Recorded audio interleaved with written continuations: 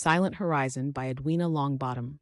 Chapter 1. The Unexpected Twilight. The day began no different than any other in Hazeltree. The village was alive with the sounds of nature and untamed beauty.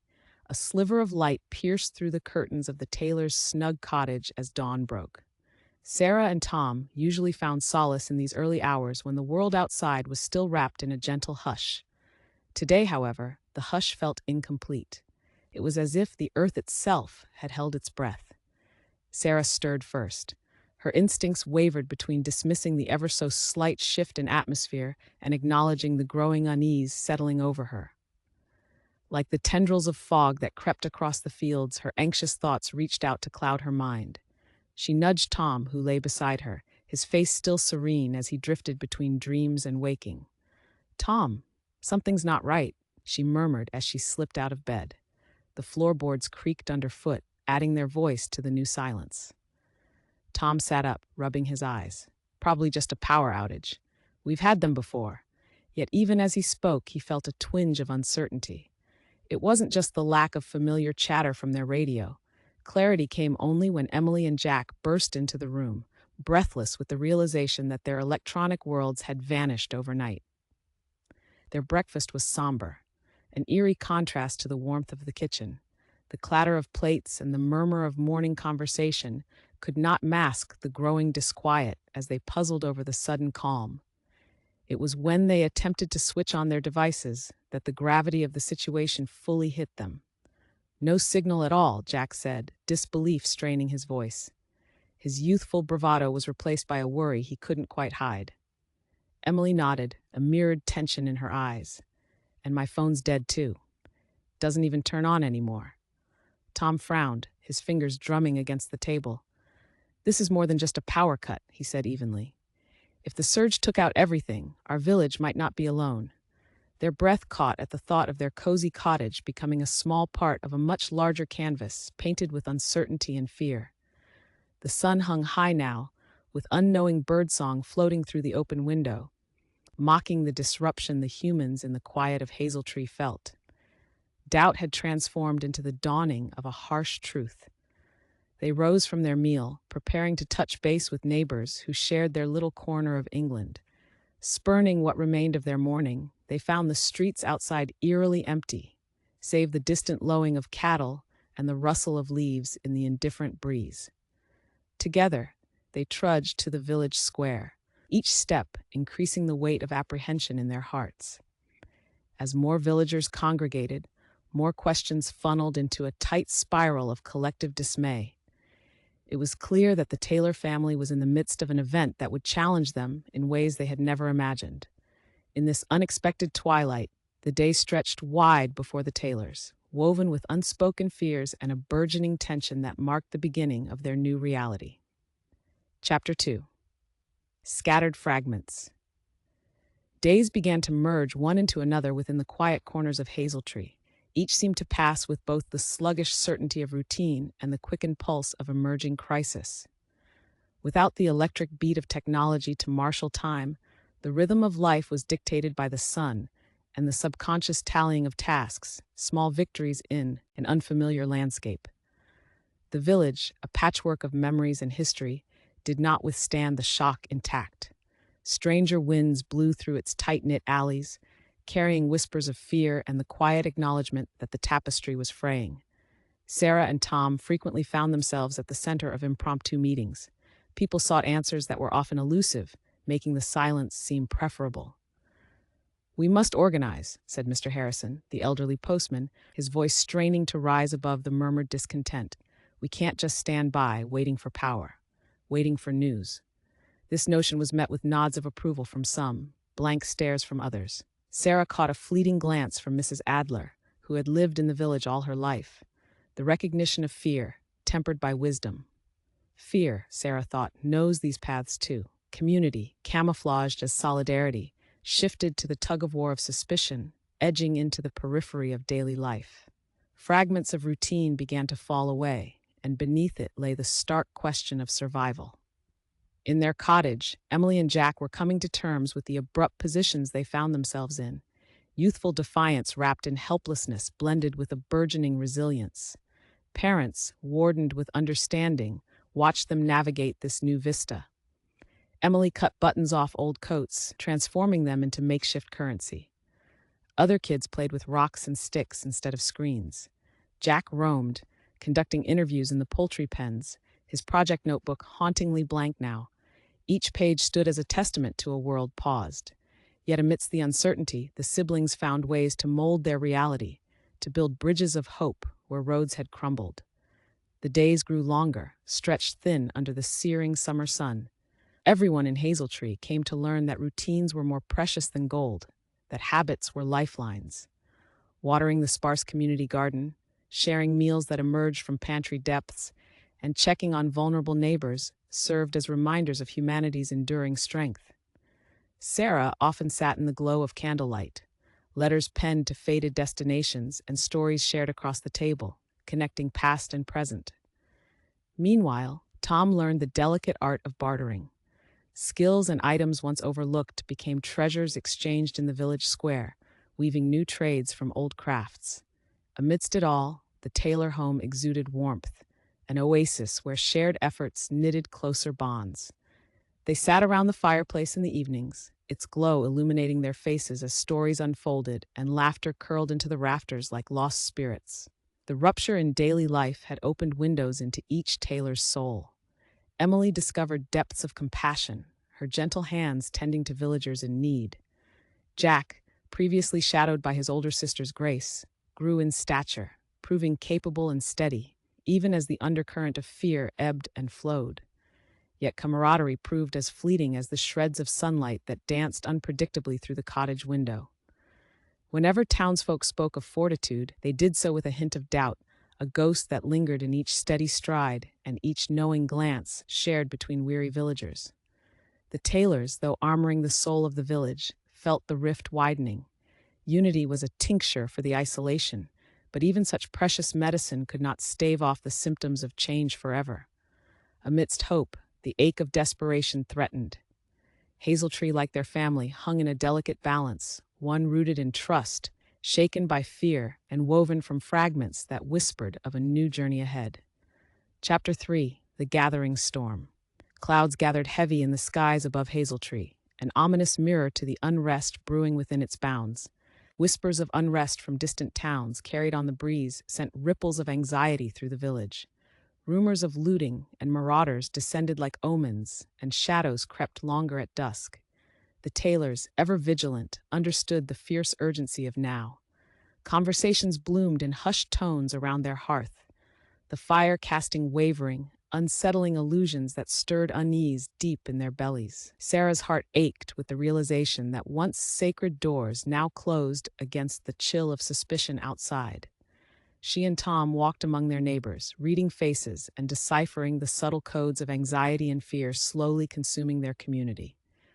"Do we stay?" Tom asked one evening, as their children slept fitfully nearby. The day's tension lingered like an uninvited guest. A palpable fear crept beneath even the thinnest shrouds of safety. Sarah turned the question over in her mind, studying the lines on Tom's face, now etched deeper by the weight of their decision. "Here we know the lay of the land. We have roots, but we're vulnerable to what could come." Their patience was thinning, and choices universal had become fragmented in their simplicity: fight, flight, or adapt. Emily and Jack, sensing the tide shifting beneath their feet, exerted their youthful resolve.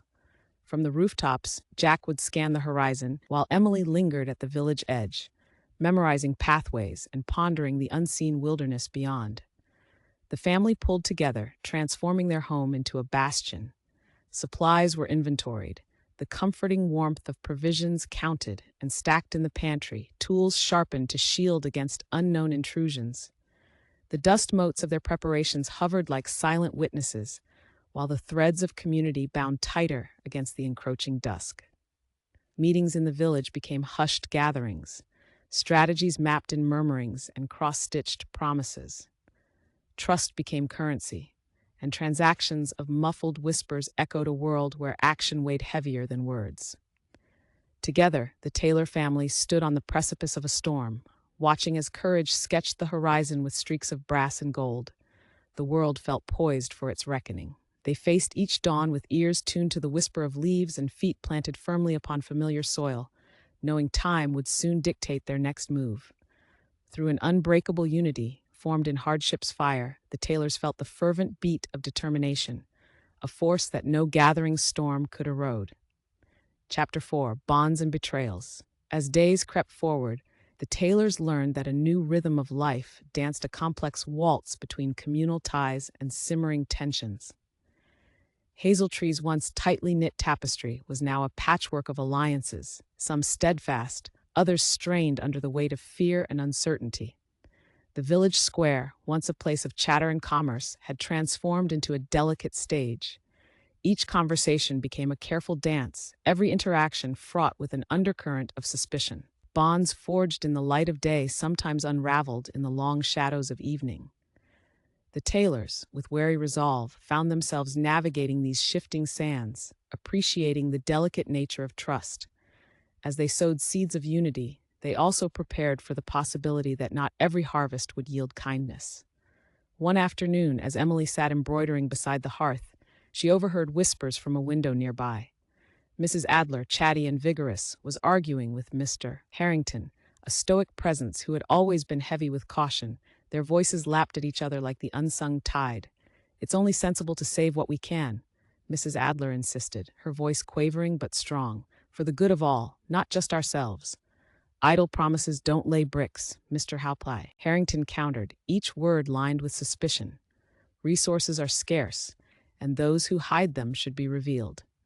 Emily, quietly piecing together the broken shards of their conversation, felt the knife's edge growing thin.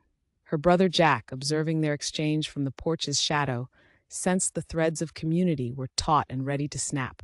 The moment caught them in its grip, a lesson carried homeward, where shared looks with their parents spoke of hard truths learned.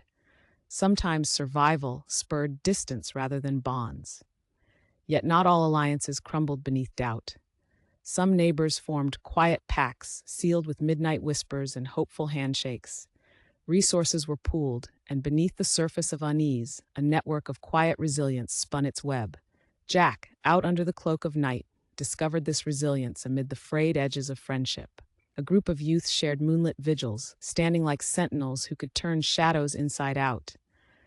Their alliance spoke of untried courage, emboldened by the fires of friendship, yet even friendship held bitter fruit.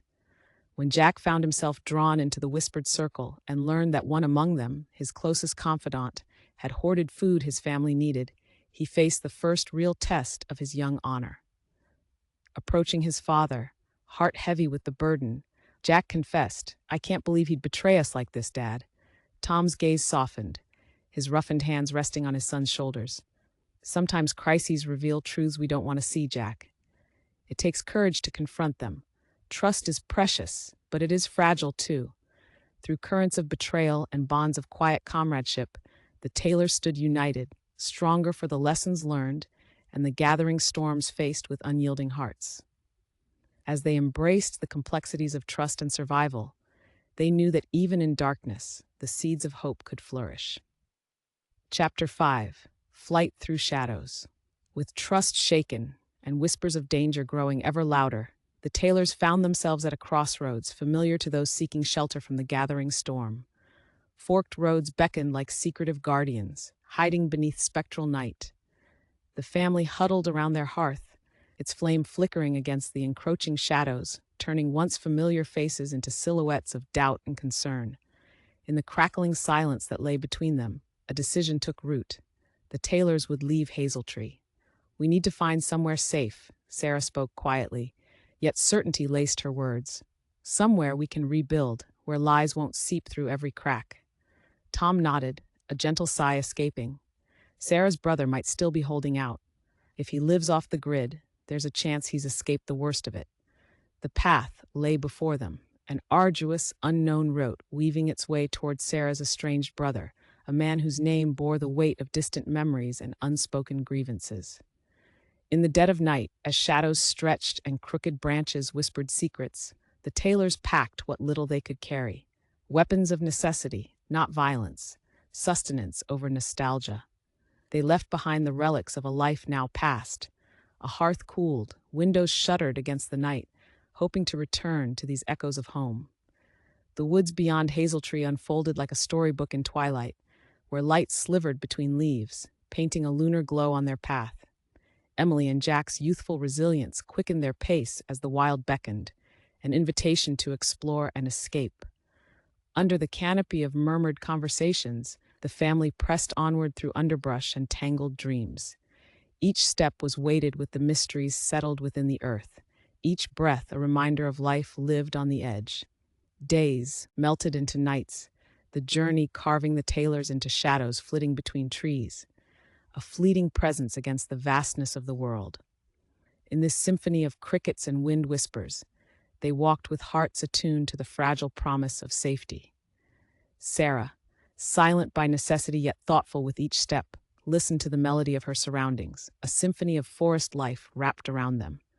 It was she who first sighted a distant trail, one that might lead them to the elusive sanctuary they sought. The path was fraught with challenges: streams swollen from summer rains, narrow ledges creeping around cliffs, and bestial cries echoing from the depths of the woods. Yet together, they challenged fate, keeping the family bound by the common thread of unyielding resolve. But danger lurked in the periphery, reminding them that terror held both blade and shadow. One evening, as the darkness unfurled across the sky like a silent warning, they heard rustling beyond the thickets, a disturbance breaking through the serenity. The family stilled, hearts synchronized in fear as Tom poised himself protectively at the forefront, gripping the stout walking staff he'd fashioned. In the oppressive silence, eyes hunted for a figure, a face emerging from night's embrace. Emerge it did, rushing forward, a man, gaunt and wild-eyed, yet somehow known. His name was Hal, a visitor from their village, now wandering through shadow and despair. His tale unfolded under a cloak of uncertainty, of violence witnessed, of lives reduced to the periphery, and of a world quickly unraveling in chaos. "We must be cautious," Tom whispered, his resolve renewed in the careful caress of caution. "We must decide if trust can hold sway over fear." A pact was formed that night, ephemeral but necessary. Hal joined their fragile formation, each soul casting light upon the labyrinthine world that swallowed them whole. Along their journey, Emily formed a silent kinship with Hal, tentatively trusting him with wind-swept tales they shared beneath the swaying canopy. Her questions turned to curiosities, hope growing from whispered answers. As they neared the end of their relentless quest, weary from days spent astray, yet strengthened by the bonds they'd forged, the family reached the edge of an unfamiliar clearing, a place whispered of in Sarah's memories. "Tread carefully," Tom warned the young adventurers as they approached what might become their sanctuary amid shadow. Lit by the tentative threads of dawn, they stepped forward, knowing that each heart carried with it the shimmering pulsations of both fear and hope, vowing to face whatever unknown lay beyond the breach. Chapter 6: Sanctuary at Last? The soft hues of morning light painted a portrait of serenity as the Taylor family stepped into their coveted haven, a sanctuary nestled among verdant fields and rolling hills, untouched by the perils that gripped their world. Yet within the serenity lurked memories untold, lines unspoken, and emotions bound in the tendrils of history. Upon their arrival, Sarah's brother Daniel stood before them, a figure aged by time and an enigmatic past. The reunification simmered with tension, an unlit hearth awaiting rekindling between the siblings whose paths had long diverged. "Welcome," Daniel greeted, his voice a quiet thunder that resonated with unspoken reminiscences. His eyes, akin to Sarah's, glimmered with a tempered mix of relief and guarded warmth. Sarah's heart shifted, scarred by grievances and the time that lay between them, now softened by her brother's presence. As she embraced him, the space between the past and present dissolved like mist beneath the sun's first light. A brief embrace followed, an act marking more than reunion, a gesture of willingness to mend wounds once raw and untended. Living off the grid afforded Daniel's homestead a self-sufficiency rare in this new world. Gardens lush with produce, a wellspring of resources harvested with practical perseverance. For the Taylors, it was paradise rediscovered. But sanctuary required navigation, a delicate dance of reunion amid swirling histories seeking their own footing. Emily, curious and perceptive, watched these intricate connections rebuild with the artistry of human resilience. Amid their newfound sanctuary, attractions formed, specifically Emily encountering a kindred spirit in Daniel's assistant, Lucas. An unlikely bond sprouted between them, their laughter carving pathways through untamed lands, while shared stories sowed seeds of understanding. Life within the sanctuary was not without its trials. Internal tensions brewed like an approaching storm, disputes over scarce resources and stubborn roots held fast. Daniel's way was meticulous and grounded in routine, a methodical composer directing the notes of survival. For Jack, thrust into a world of isolation, solitude became both a friend and foe.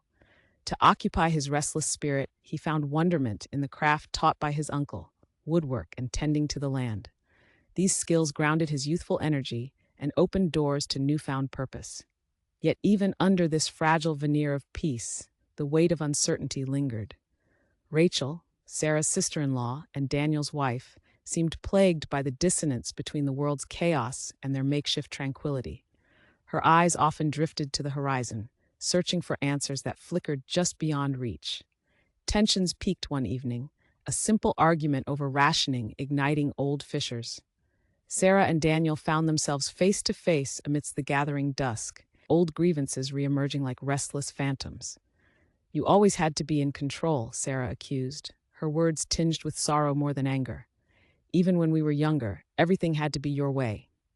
Daniel paused, the weight of his sister's words pressing upon him. "And you always ran when things got tough," he replied softly, acknowledging the history they shared and the tangled paths that led them anew to this moment. Their argument, laced with echoes of the past, was as much about survival as it was about forgiveness. For beneath the surface of rift and reconciliation lay the understanding that connection, however fraught, was their beacon through the murk. Emily and Lucas, witnessing the vulnerability in Sarah and Daniel's exchange, found comfort in simpler truths. Under starlit skies they shared dreams and visions, and Lucas revealed his own fears and hopes, opening a window to a different world beyond isolation. The sanctuary, though fraying at the edges, was a canvas for new beginnings, painted from familial grit and grace. It whispered promises of healing amid the trials of adaptation and reconciliation. As late summer days flickered like the blaze of leaves heralding autumn, the Taylors learned that sanctuary was less a place and more a state of heart, a space sketched in hope, resilience, and the enduring bonds that link past to present. Chapter 7: Flickering Hopes. The crisp air of autumn wrapped around the sanctuary like a protective shawl, and the Taylors had settled into a precariously balanced routine, their lives rhythmically tied to the seasons. Yet, under the constancy of their new existence flickered a light of hope that dared to defy the shadow-strewn realm they navigated. Whispers of Europe's recovery began to ride the autumn winds, faint traces of governments striving to reclaim structure and stability within a disordered world. These rumors, though fragile as the first frost, burgeoned into the narrative threads that bound the Taylors' dreams. Sarah found herself drawn to these murmurs with a curious fascination, the resilient spark in her chest flickering brighter with each whispered possibility. The idea of restoration, of light illuminating the remnants of darkness, compelled her to dream beyond immediate survival. One morning, as mist rose gently from the ground, she gathered her family around the breakfast table. "Word is spreading," she began, her voice imbued with cautious optimism. "Efforts to reconnect the grid are currently in progress, at least in certain areas." Tom, whose quiet pragmatism often tempered hope with realism, nodded slowly. "We can count on that being true," he acknowledged. "The world needs to find its pulse again." The children, youthful energy undampened, found excitement in these small whispers of normalcy. Emily envisioned school days and friendships unfurling back to life, while Jack anticipated the hum of machinery and the intricate dance of electrons springing into vibrancy. Yet amidst this reignition of dreams, they were reminded that patience was measured in slower steps, deeply rooted in waiting. The path to recovery was a mosaic, each piece precariously laid, requiring reckoning with the immediate trials they faced. Daniel, whose life had grown attuned to the rhythm of independence, found himself a reluctant apprentice to hope's tender flame. Forged in his stoic temperament was the wisdom that change, though inevitable, exacts a price. one balance between present adaptation and future aspirations. Tensions that had simmered now softened as the family together chose action.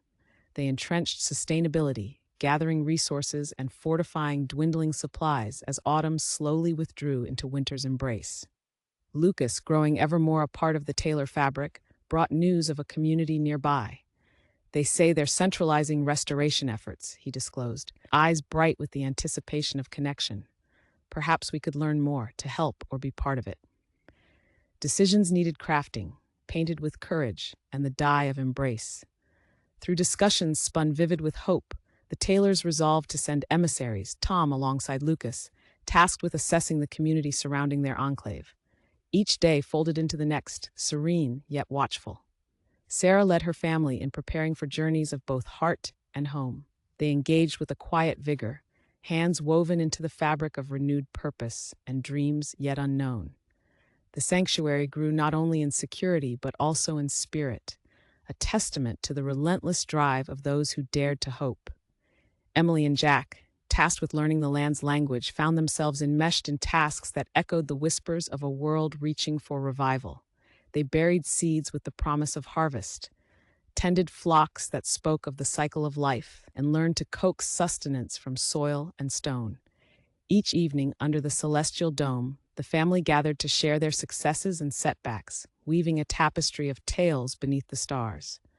It was here that dreams merged with reality, a serene space to voice hopes blossoming despite the shadows lingering at the edges. As winter cloaked the world in its silent grip, the Taylors chose to believe in the whispers of hope. It was not a blind leap, but a carefully chosen path, laid brick by brick through conversation and trust. And so they waited, as the silent horizon whispered of impending light, the embers of faith their only guide through these flickering days of hope. Chapter 8: The Tightrope of Survival. The months of winter dug in, strewing icy fingers across fields and forest, wrapping the world in a silver-gray silence and a stark, beautiful introspection. 1,000 stories, knitted by the frost, whispered of bonds new and old, each rooted in the fragile terrain of survival. Survival, in this delicate balance, required careful negotiation, a dance across a tightrope where each stumble could mean loss, and each stride was measured against the strength of the human spirit. The Taylor family, now accustomed to a routine dictated by the whims of nature and necessity, found themselves steeled more than ever to the rigor of life on the edge. Provisions dwindled, and each delay in news or aid from the community beyond left heavier burdens in its wake. Food, friendship, and fireside warmth were rationed between the hollowed hours. Debts of survival were paid in selflessness, their hearth lit by countless acts of kindness, mutual aid exchanged like currency, as ties woven in necessity strengthened amidst the winter-born reality. Yet, within their sanctuary, challenges emerged, unbidden by frost or famine. Tensions arose between livelihoods and lingering humanity, each choice probing the boundaries of what it meant to protect and preserve. Jack, his youthful curiosity evolving into tempered maturity, found himself drawn into ethical labyrinths in search of immediate solutions. His kinship with Lucas deepened with each shared tension, its complexity wrestled amidst the fires of friendship. One winter-lit evening, Jack and Lucas faced a difficult choice: to take from their neighbor's surplus when their own reserves had run dry. Their hearts were weighted with desperation, their moral compass tested by the pressing needs of survival. Seeking counsel from those who had walked this path before, they approached Tom and Daniel, figures cast from the mold of experience. What do we hold firm? Jack pondered aloud, the echoes of their isolation stretching between his words. How do we decide whose hunger is real, who's in greater need? Daniel, his voice as deep and certain as the roots beneath the snow, answered, "We trust in each other and in the remnants of ourselves that remember when days were brighter." Tom nodded, a knowing flicker in his eyes that spoke of lives spent on surreal thresholds. It's about balance, Jack. Weighing sacrifice for the greater good so it doesn't blind but illuminates. In that quiet crucible, amidst the brushstrokes of moonlight filtering through the cabin window, values were reassessed and virtues were reshaped. Fear turned into fortitude, yearning into resolve, a life edged with beauty rising from the snow-kissed ground. As the months of winter stretched on, each sharp breath of frosty air ignited a determined glow in the family's hearts. Bonds grew ever more resilient, each step upon the tightrope strengthened by the reciprocity of lives lived closely together. Even during the crestfallen nights, when the heavens seemed agnostic to their prayers, the Taylors carried forth their resilience. Sustained by firelight's promise, they turned truths into a tapestry of survival, stitched with compassion to endure. It was a journey that demanded courage, rooted in the tightrope walk of perseverance they were now determined to navigate. Each step carried them closer to survival and the promise of rebirth in the world beyond.